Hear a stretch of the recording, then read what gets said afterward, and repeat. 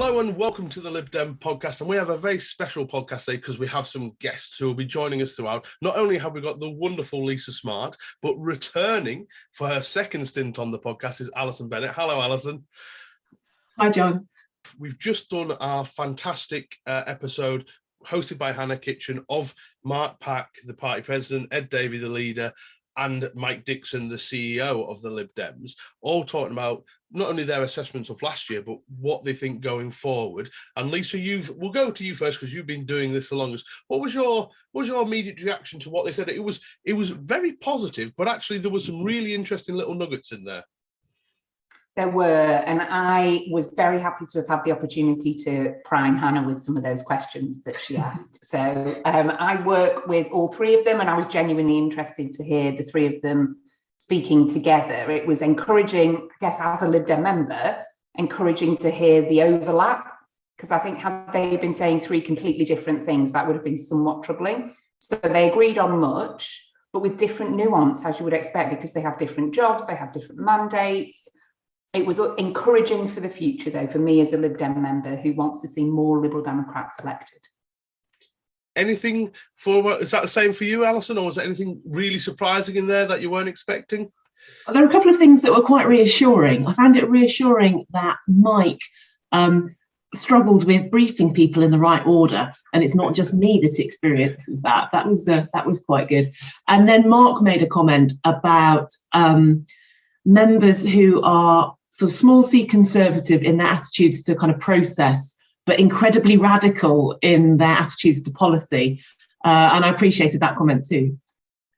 So I think it was interesting, the dynamic between the three of them as well, because actually, and one of the questions it was my question at the end is, which one would you rather double, the membership, the MPs or the donations? Because each of them, that's really each of their kind of remits. And I was obviously, Ed Davey said MPs, completely understand. I think when we discussed that question before we went live, I think everyone thought, oh, surely it's MPs. But it was quite interesting that Mike said, and Mike made a very interesting point. He didn't just say members, he said active members. If so that, and actually Mark, although was going to go with donations, actually went with members as well, which is really interesting. And I would have thought MPs being, the kind of the spokespeople for our party, that would have been the thing that I've gone for. Were you surprised by it, that either of you? They gave complementary answers, I thought, and Mike's distinction between members and active members was an important one, because we can have all the members in the world, but if they choose to be passive members, which of course they're entitled to do, we're not going to get that campaigning done. We're not going to get those Lib Dems elected. We're not going to change the lives of our communities that we seek to do. So I thought it was interesting that they had complementary answers. And I thought the thinking behind it was really interesting. The only one I wasn't shocked by at all was Ed's, as you rightly say. Of course, he wanted to double. As the leader of the parliamentary party, of course, he wanted to double the size of his team in the Commons. Of course he did. Yeah. I mean, when you talk to members, one of the bits of feedback you get really often is, oh, we don't get enough airtime and we're not on the news enough and we don't get the seats on question time. But of course, the way to get that is to get more MPs elected. And the way you get more MPs elected is through having active members. So rather than the members sort of grumbling that we're not getting their profile, key is to get out there and add to that active team. And before I go any further, I want to just talk about active members and winning, because there was a by-election success last night as well. So this was, I've just looked it up in case I'll probably get it wrong. So it's Gedling Borough Council, where we've taken a seat off the Labour Party, which actually comes into one of the other questions that came up a lot from listeners, particularly listeners who are based in the Northwest and, well, basically not Tory facing down south. Is that answer of what we do about Labour areas? Obviously, I don't think anyone's particularly surprised that most of our battles are Tory facing in the next general election. But the fact is, we can't just ignore those Labour areas, not because it's places like Preston or places wherever it might be where it's important to scrutinise what Labour's doing, but actually, as I can't remember who said it, might have been Mark Pack said, the wheel of politics will turn and we've got to be in a position where Labour might be in power at some point, and you've got to be able to capitalise. So that I found that really interesting. But congratulations to that team up or down. No, it's definitely down from Preston. So I don't know where Cavendish is. Anyone know where Cavendish is? In Nottingham, I think, isn't it? Very good. Absolutely cracking way to start 2022 with the first by-election of the year resulting in a Lib Dem win from Labour. It's lovely, lovely stuff. And I suppose to all our listeners, not to bum you out on an early January thing, but it isn't far away from local elections in May, and so people like Lisa I know you've got a campaign launch coming up, ready for your local elections. Certainly our local elections here, and if you don't have local elections, because there was a big set last year, try and help some of the local parties that are having local elections, even if it means you have to do a little bit of travelling to get there. If you can help a local party that's having elections, you can make a big difference. And there's a great opportunity as well to have some reciprocal arrangements, because if, say, you're a county and you're near, I don't know, a Met, and counties sometimes have their elections on the off year, on the fallow year for the Met, you can go and learn stuff, help out a neighbouring local party, neighbouring local team, and then when you've got elections, they can come back and help you. And that is just a lovely reciprocal arrangement that this year could be a great opportunity to start one of those. I suppose actually what I should also point out is, before we start getting into the nuts and bolts of those things, obviously the news of there's been a death in the Parliamentary Labour Party. So I think is it Jack Dromey has sadly passed away. So that was obviously a Birmingham MP, Harriet Harman's husband. So that is obviously very sad to hear, and obviously you wouldn't want to wish it on anybody, particularly just after the festive period. Hello, John from the Lib Dem Podcast here. We are delighted to say that this episode is sponsored by Pray to Reigns. Now more than ever, you need a professional-looking online presence and website. Pray to Reigns have been helping Liberal Democrat campaigns succeed for 18 years. Their Lib Dem Foci package combines a website, social media and email system to help Lib Dems win. You'll receive great support from real people, fair pricing and a huge range of features to choose from. Pray to Reigns are already the bespoke developers for Lighthouse, Lib Dem Draw Online and the LD Directory. They combine a talented system design with an unrivaled understanding of our party, our data and our systems. To find out more, check out the Pray to Reigns website at praytoreigns.co.uk/liberal-democrats. Talking about Labour, were you surprised about anything they said about Labour? How that, there's always chat about Progressive Alliance, there always is, but actually they were very much saying, look, you've got to still take the fight to Labour in areas so they don't get complacent. Is that how you took that, Alison? Yeah, I mean, Labour so I'm in mid-Sussex, for those people that don't know, and Labour here have almost no presence. They've got no councillors elected in my district, but they do have some pockets of strength across the county. They're doing really well in Worthing, and Crawley's been an area of strength for them, and that's a Labour Conservative marginal, sort of not too far away from us. But, I wouldn't underestimate them. And I would, and what they're doing in Worthing is really interesting. And what you've got there is it's near Brighton, which is this big kind of green Labour marginal area. And basically because Brighton's an incredibly expensive place to live, people have moved east and west along the coast, and that's changed the politics. Historically, Worthing's always been a very, very safe Conservative area. And actually, at the next general election, there's a very real chance that Labour could take the Worthing seat of Tim Lawton. What are your thoughts? Because you're in a mixed bag, Lisa. You have a Labour-facing council, or they're your main opposition at Stockport Council, yet Tory MP. So how is your opinion on what we should be like with Labour, or what are your opinion on what Labour's going to be like in 2022?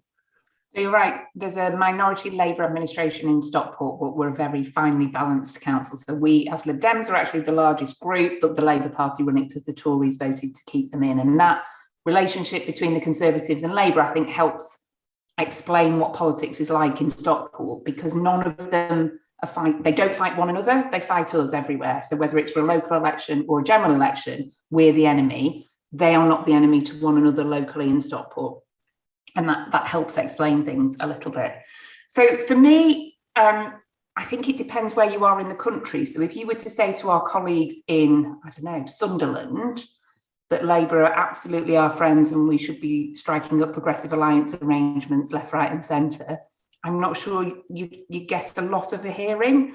Whereas in other parts of the country where there isn't as stark a difference in the individuals who become party members in those areas and the way they behave and the way they conduct themselves, there are some people who, for them, just getting rid of the Tories is the only thing that matters and they don't really care who else it is. We've talked about progressive alliances on the pod many times, and I think I'm on the record many times in saying they don't work. The evidence suggests that they don't work, and the best thing to do is to target your resources properly. So look at where you can win and target your resources to win. The other thing I'd say is if you look at lots of councils, and you mentioned the north of England, I'd also say large parts of Wales and indeed some parts of Scotland, the neglect that we talk about from Tories and the way that people are being taken for granted, the way that they're not being listened to, you can multiply that by a factor of 28 in lots of places and look at some Labour councils where they've been Labour since the dawn of time.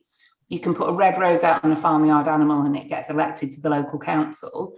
And it's people are crying out for better representation. And so I think it's our duty as Liberal Democrats to stand a candidate, because our Lib Dem candidate, on their worst day, a Lib Dem candidate would do a better job than 99.9% of Labour candidates. And it really matters that people have the opportunity to vote for a Liberal Democrat. I know if I moved to an area where there weren't Lib Dems and there was no Lib Dem on the ballot paper come election time, I'd be gutted and I wouldn't know what to do. And I wouldn't say, oh, well, the Lib Dems have stood down, so the choice is obvious. It's not up to a political party where my vote goes or where anybody's vote goes. It's up to the voter to own their vote and put the cross in the box that they see best represents them of the available choice. But I'm a passionate advocate for always standing a Liberal Democrat candidate unless there are truly, truly exceptional circumstances. Do you think Mike talked about mistakes in that episode and losing the trust of local parties on some of the decision making from HQ? Do you think that's in referral to some of these deals where Lib Dems were asked to step down or be part of the I can't remember what it's called, Unite to Win, was it, or something like that? It was called Unite to Remain. It was called Unite to Remain. That's right. And I think that's some of the things it's very easy to say, oh yeah, just step down, don't worry about it. But if you've been working your rocks off for X amount of years to try and get somewhere, to say, look, would you mind just stepping down for the Greens? It can be a quite tough thing to swallow.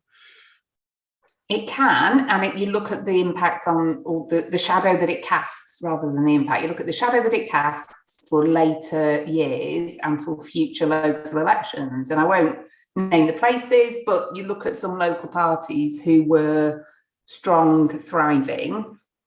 Arrangements were made where we didn't stand a candidate in the general election. That gave other parties a leg up, and it's really, really hard to cope with the aftermath of that. Yeah. My observation about progressive alliances is about how you make it sustainable. So you could have one party stand aside for another party in the general election, and maybe the party that stood gets elected. But then are you always saying that at the next cycle and the next cycle and the next cycle, they need to not stand? How do we, as Liberal Democrats, make sure we've got a campaigning machine that can keep repeating that success? So really, we need to look to ourselves to be active and out there rather than relying on the votes coming from other parties. And I think, as Lisa said, we've talked about progressive alliances a lot, particularly as the end of last year came about, and there were by-elections and everything else. And don't forget, a lot of people would say North Shropshire, we probably should have stood down if you take that logic to its nth degree, and look what happened there. But let's just think about Labour for the time being and Tory, because obviously there's lots of Lib Dem seats we want to fight, want to grow, etc. I'm interested by the by-election that's now going to happen in Birmingham, about where we think and how the two parties those two parties will do, because that seat in Birmingham has a 3,500 Labour majority over the Conservatives. Reform UK or got a, not Reform UK, as a Brexit party, beg your pardon, will have got 1,000 odd votes at the last election. So even with that, the Tories wouldn't have won. But do we think this is the Tories will jump at this opportunity? Do you think the Tories are just thinking, well, they're in such a crisis mode that they don't really want to pick any more fights, or would you think they'll grab this and think, right, this is a chance for us to change the narrative and get Tories back on the winning ways? What are your thoughts? I think you have to want to take an opportunity if it presents itself. I don't know enough about the demographics of the seat. I don't know enough about the infrastructure that both parties have got in that seat to be able to give terribly useful commentary. But I think as often it depends on local factors. But if you're a political party that says, oh no, I'm going to let this opportunity pass me by, you're not going to do as much winning as one that says there is a chink of light over there that looks like it might be an opportunity. Perhaps I need to go and seize it. Building on what Lisa said, if the Tories don't throw anything at it, then that probably says almost a lot more than if they do. Really, the fact that they might not have a local infrastructure, we have no idea. Like Lisa said, it's very difficult to win seats. But if they've got no infrastructure, that'll be difficult. But if the Tories do nothing in that seat, I'll be quite surprised. And maybe says there's even more chaos in Tory HQ than what we're even seeing. But Alison? Yeah, I mean, bear in mind that I think, from what I remember, the Conservatives have got a very keen lawyer from Birmingham who's clearly looking for a parliamentary seat. That is very, if anyone doesn't know that is Alison being very, very clever and very funny about the North Shropshire candidate the Tories put up, who actually is based in Birmingham and no doubt did wonderful work to help the Lib Dem succeed. Moving on to 2022 and themes that will come up, where will the Tory party go from here? What do you guys expect? Alison, I'll go to you first now, because do we think they'll go full populist? We've seen bits about court cases. Let's go full on immigration. Some of the papers are going Faragean, as in the time of, go full Nigel Farage, copy that thing. It will annoy some people. It will probably lose them moderate Tories, but actually it might save some red wall seats. What's your thoughts? I think they've been full Farage for some time already, a number of years, in fact. The thing that I found interesting this week that I picked up, was a thread on Twitter by Robert Saunders, whose handle is @RedHistorian. And he talks about whether net zero scepticism is going to be the new dividing line in the right. The thread's worth looking up, but he makes the point that up to date, the Conservative Party's enthusiasm for net zero has kind of been held together by loyalty to Johnson and because of the presidency of COP. And that's now been and gone. And so last week, we saw Lee Anderson, who's the Tory MP for Ashfield in Nottinghamshire, have a piece in the Daily Mail talking about my voters don't care about COP, they just care about their gas bills. And we know that there is a net zero scrutiny group amongst the Conservative backbenchers, which is basically a load of names we're quite familiar with from the ERG. And I think that's a really interesting idea about whether there will be that scepticism about net zero. And actually, fuel's getting too expensive. Maybe we need to just make sure people can heat their homes. And I think we, as people who are very passionate about the environment, need to be very careful about that and not just think it's a load of cranks on the sidelines, because I think it will play into the scepticism of quite a broad number of voters in the country at large. Yeah, and Lisa, that's interesting. As a parliamentary candidate, Lisa, and if for all those who are listening, think Lisa's interview for her, because she's now been selected as the parliamentary candidate again to fight Hazel Grove. So her one-to-one interview with me, it has been recorded and is in the pipeline to be released. So make sure you subscribe and catch that as soon as it comes out. But as a parliamentary candidate, we have seen the green issues becoming far more prominent each general election. I think for the first time, I think it was in the top 5 in 2019 in terms of issues people most care about. If the Tories do decide to think very like Alison has just said, actually, we don't believe in this green crap kind of phrase that they've had in the past. Is that an even bigger opportunity for the Lib Dems? I think it could be. We have to remember that the Conservative Party will do what's in the best interest of the Conservative Party. And if focus groups and polling tells them that being on one side of this debate is right for them, or the other side of this debate is right for them in electoral terms, then that's where they will be overall, and they'll make sure it happens. I think there is scepticism amongst many Conservatives about, is climate change real? Is it man-made? Is there something we can do about it? And I think there is a mismatch between many members of the public who can see for themselves that something that was a 1 in 100-year flooding event is now a 1 in 8 years flooding event, and they can see for themselves the effect.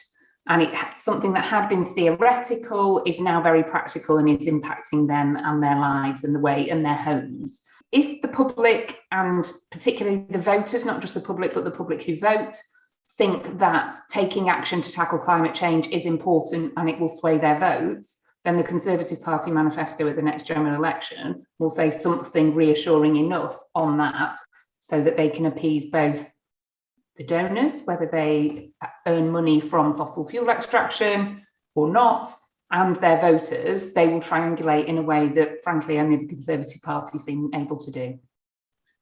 So do we think then, because there's obviously a huge crisis coming. I don't know if any of you watched Newsnight last night, and we're recording this on Friday evening, when Newsnight did a huge, brilliant piece all about energy prices and what that will mean. And Ben Chew's, I mean, it is absolutely terrifying to say an average household bill for the year will go from 800 to 2,000 is truly scary stuff for a lot of families. I mean, that is when that hits in April, along with national insurance rises as well, that will be it'll be catastrophic for some people, and we shouldn't minimize actually the very, very real consequences, potentially even people suffering very ill health from it.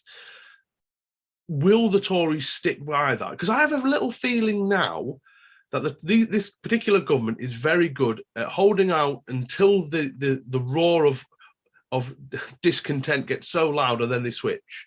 Will this be another thing in which they switch? And is this the first time where we've got to stuff about the energy crisis and people are thinking, well, we should be insulating our homes more. We should be, we should be more energy efficient. We should now have greater reliability on homegrown renewable fuels rather than just cut VAT on bills or whatever. And actually, we need a longer term strategy for energy kind of independence within the country. Alison? Yeah, I mean, clearly what the opportunity to act was probably a decade ago, and the Cameron government commissioned the report about what they should do about fuel security, and then my understanding is that Theresa May put it on the shelf and just didn't want to go there with it. So the steps haven't been taken that needs to be taken a number of years ago, and now we're presented with some really scary statistics. And you've got people like Martin Lewis on his programme, tweeted last night that he was almost in tears at the end of the programme because there were callers who need his help and he hasn't got a solution for them. It's there's not about a switch and save message that you can get anymore. Do I think the Conservative Party will hold the line until the last minute? Possibly. I mean, they might see, which way this is going. But what do you think? I suppose I'll put the question back to you and Lisa. What do you think they'll want to change? Will they want to cut that national insurance increase that's hitting working families, or do they want to sort of do something that maybe is more progressive and looks at the broader population? I have no idea what's on Lisa's leaflets, but the leaflets I've just got printed and getting delivered have got that sign, highest tax burden since the 1950s, and that is really painful to the Tories. They won't like that, so I can see them desperately trying, if they can find a way of easing that or allowing Rishi to row back on that. I think they might. But something will have to get done, because unfortunately, I mean, I know the rise happens in April. Hopefully the weather started getting warmer. but there'll be a lot of really vulnerable people that will survive. And I do like Boris Johnson at Prime Minister's Questions with Angela Rayner taking credit. I think it was the winter fuel allowance, which started in 1988. Was it, or whichever one that, or was it the warm homes? I can't remember. It was one of the two, but it started in 1988, and that was, and yet, but Boris was properly claiming it and said, "We have done this," as Boris tends to do. There was a cracking splash on the front of, I think it was the Telegraph today, following some Lib Dem research about the impact of freezing the tax bands, the income tax bands, so that before you're a higher rate payer, and how many more people that would bring in because of the cost of living crisis, I guess we'd call it, cost of living changes and inflation. And there's some really interesting, so there are big problems coming. I didn't see Newsnight, but I absolutely recognise some of the things you're talking about, John and Alison. And I think some of the challenges that this also presents opportunities for campaigners. So alongside trying to help our communities to cope with these cost of living rises, the challenges when it comes to energy bills and so on, as campaigners, we need to think, how can we improve the lives of our communities that we're seeking to represent, whilst also campaigning as Liberal Democrats? And so bringing all of those together presents both challenges and opportunities, but bigger challenges for our communities than anything else. I'm going to bring in an even bigger Lib Dem kind of point, which was actually one of the things when we talked about big ideas in the episode just gone, was where Lib Dem should go. And it was really interesting that they talked about proportional representation as not just as a point of, Lib Dems always love it. It's very what no one else cares about, proportional representation kind of thing but us. But actually, I think the opportunity was such the amount of sleaze and cronyism going on. The idea, and I think Mark said it, that proportional representation is probably the biggest single thing we can do to improve our politics. And actually, I wonder how hard Lib Dems, and Lisa, you don't have to mention this because I know you're on the federal campaigns committee, but how hard Lib Dems are going to push that in the next election, because it's something, if we don't shout about it now, then when are we going to shout about it? Yeah, PR is one of the reasons I joined the Liberal Democrats, because 10 years ago I moved from Guildford, which is a marginal seat, to Arundel and South Downs, which is a very, very safe Conservative seat. And I've been in the House a few days, and I thought, I'll just look up who my new MP was, and realised he had a 26,000 majority. And if I'd happened to have bought a house about 2 miles away in Lewis constituency, incredibly marginal constituency, and the injustice of a system where the political parties will pile thousands of pounds into my vote 2 miles away in Lewis compared to never bothering in Arundel and South Downs is so very deeply wrong on so many levels. That was one of the sort of prompts that got me into the party, thinking I had to do something about it. So I passionately believe in the value of proportional representation, but the problem is, in the population at large, most people don't think about politics like I do. I recognise that me thinking about this is not typical or particularly normal. And they don't understand voting systems. And a lot of people don't understand why first past the post is so problematic and delivers awful results that don't represent what people want. So in terms of it being, a campaigning issue for us, I do doubt whether it really cuts through.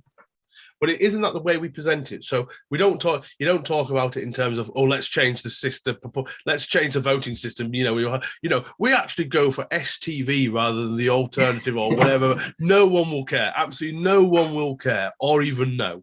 But if we say, actually, it's making sure your MPs have to work harder, then they can't take you for granted. They have to listen to what you say rather than the party. It's how we frame that argument. Or are you sceptical either way, Lisa? How many doors have you knocked on, John, in the last 12 months where PR has come up? Everyone.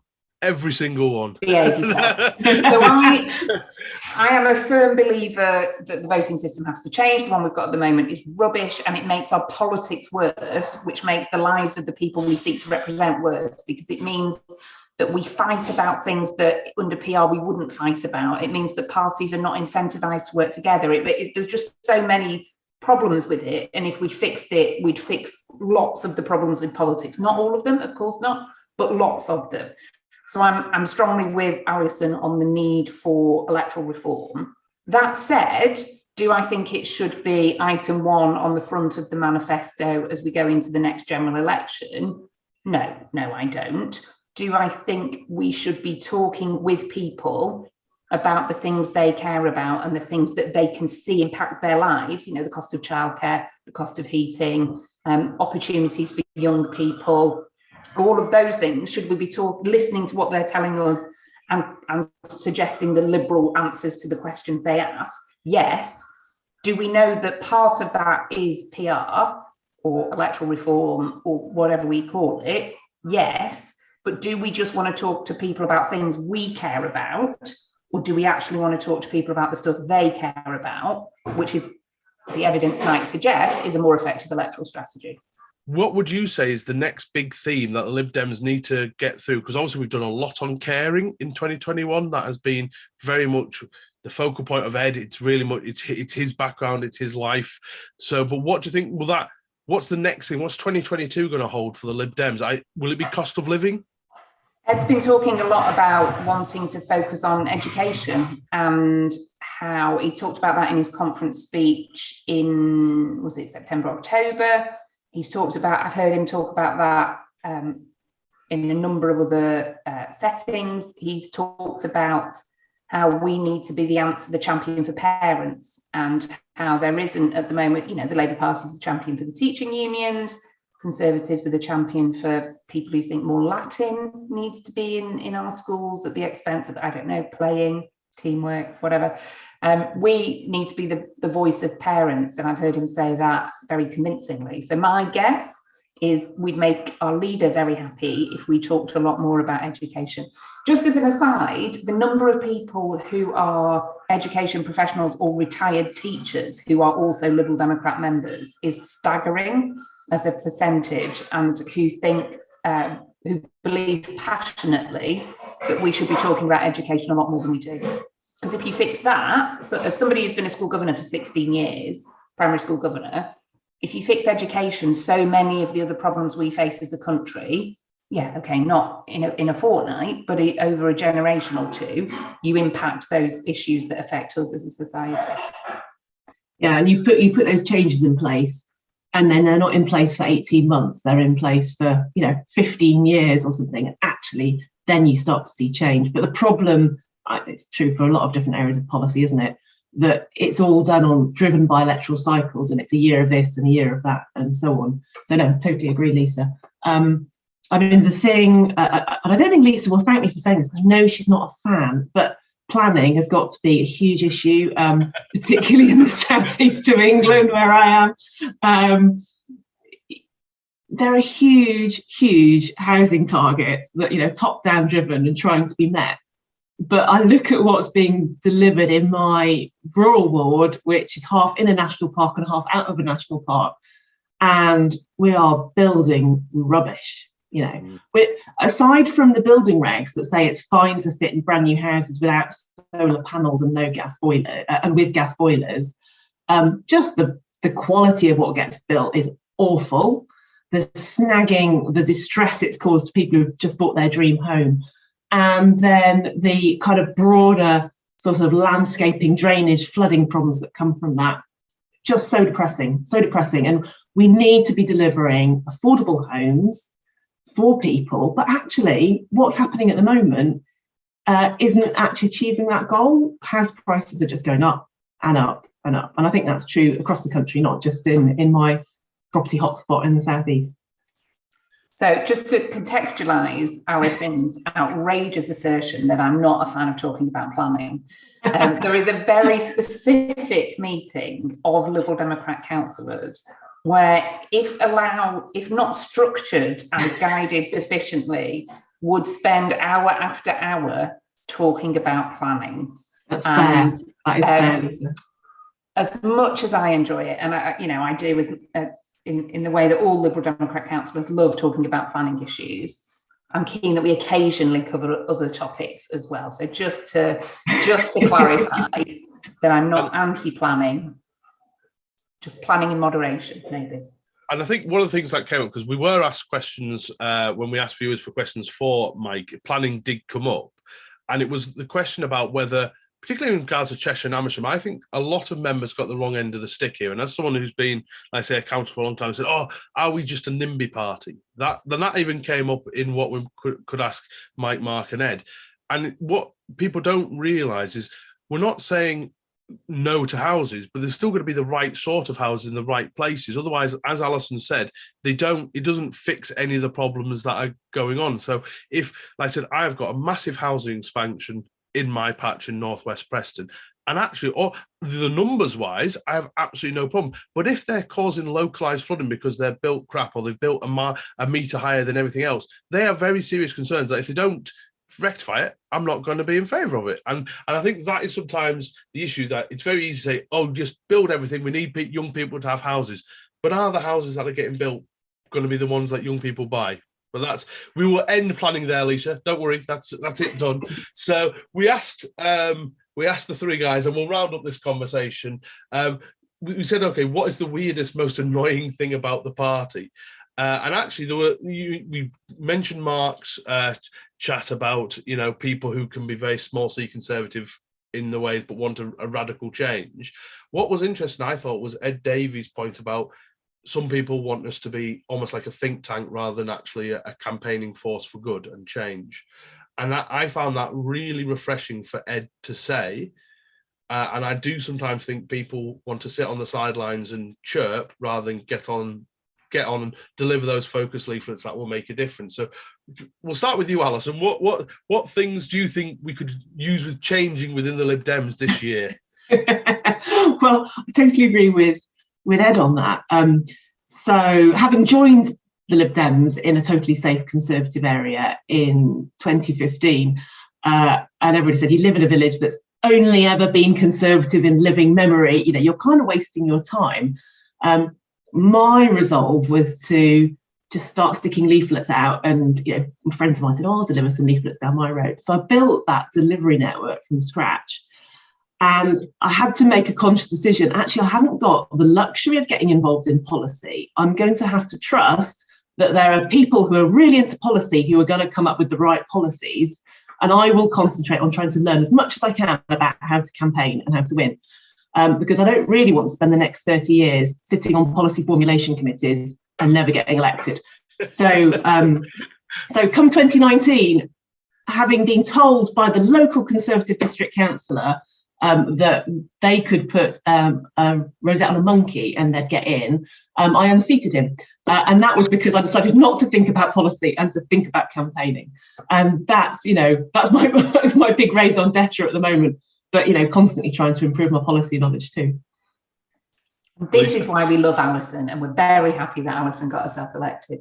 So I'm similar, actually. We're not a campaign, we're not an advocacy group, we're not the Electoral Reform Society. If that's what you really care about and all that you care about, they exist. Go and join them, be part of their work. We're also not a think tank, Ed's right. And I've said that many times before. We're a political party and we exist to fight and win elections. That is the entire purpose of our being. And I think sometimes we forget that when we're setting up a subcommittee to decide the terms of reference for a working group that's going to look at a task force to do something. Just every layer of bureaucracy and internal democracy and governance, when actually we know what Mike said was we know what works, and yet we do an awful lot of other stuff as well. And that I find that weird and I find that odd, because I'm really keen to get Lib Dems elected, because I see the difference that elected Lib Dems make to their communities, and I want there to be more of them. Quick fire question. Will there be a general election this year? Yes or no? No. Lisa already answered this. Alison, will Boris Johnson be Prime Minister by Christmas? Possibly not. Maybe in the summer he might go. Okay. Who takes over from Boris Johnson, Lisa? Well, I don't know. So a number of them are courting Conservative members, because it's nothing to do with the country. It's about who can court the membership. And so Liz Truss seems to be doing very well, which just so many people find just, I'm thinking of a polite word to use. Let's say extraordinary. People find that extraordinary. Yeah.